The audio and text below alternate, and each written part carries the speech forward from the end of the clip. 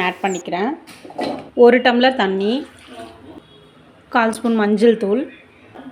Stove on பண்ணி ஒரு கிளறி விட்டு கொஞ்சமாக சால்ட் போட்டுக்கோங்க.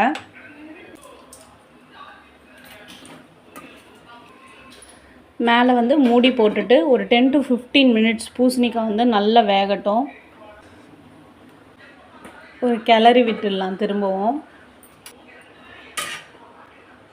இந்த மாதிரி நல்லாவே வெந்துருச்சு. இன்னும் கொஞ்சம் நம்மளுக்கு வேகணும், அப்போ தான் நல்லாயிருக்கும் நம்ம செய்ய போகிற டிஷ்ஷுக்கு.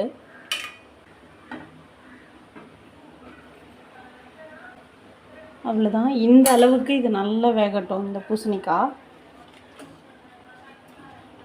இப்போ நம்ம இதை இறக்கி கை பொறுக்கிற சூடு வர வரலும் கொஞ்சம் ஆற வச்சுக்கலாம். அதுக்கு முன்னாடி இதில் நாட்டு சக்கரை சேர்த்து நாட்டு சக்கரை நல்லா கரையட்டும். கப்பில் 1 கப் நான் நாட்டு சக்கரை ஆட் பண்ணிக்கிறேன். உங்களுக்கு ஸ்வீட் நிறைய வேணும் அப்படின்னா நிறையா ஆட் பண்ணிக்கோங்க, இல்லை ஸ்வீட் கம்மியாக வேணும்னா கம்மியாக ஆட் பண்ணிக்கோங்க. ஆட் பண்ணிவிட்டு இதே மாதிரி நல்லா மிக்ஸ் பண்ணி எடுத்துக்கோங்க. நாட்டு சக்கரை கரைஞ்சால் மட்டும் போதும். அப்படியே இந்த பூசணிக்காயும் இந்த மாதிரி நல்லா மேஷ் பண்ணிக்கோங்க. இருந்தாலுமே நம்மளுக்கு பிரச்சனை இல்லை, ஏன்னா இது கூட நம்ம வந்து கோதுமை மாவை ஆட் பண்ணி பிசைய போகிறோம். நான் வந்து ஏலக்காய் தூளும் சேர்த்துக்கிறேன்.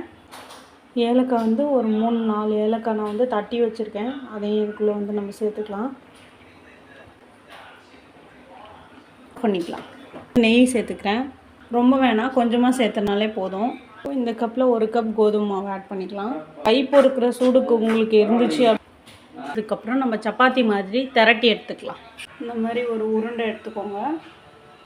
நான் தேய்ச்சி எடுத்துருக்கேன். நீங்கள் பெருசாக வேணும்னாலும் பெருசாகவே தேய்ச்சி எடுத்துக்கலாம்.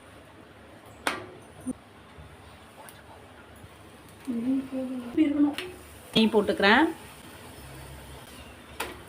உங்களுக்கு ட்ரை பண்ணியிருப்பீங்க, கண்டிப்பாக இந்த போலி வீட்டில் ட்ரை பண்ணுங்கள். அருமையான மஞ்சள் பூசணிக்காய் போலி ரெடி. ஸ்வீட் போலி தான்.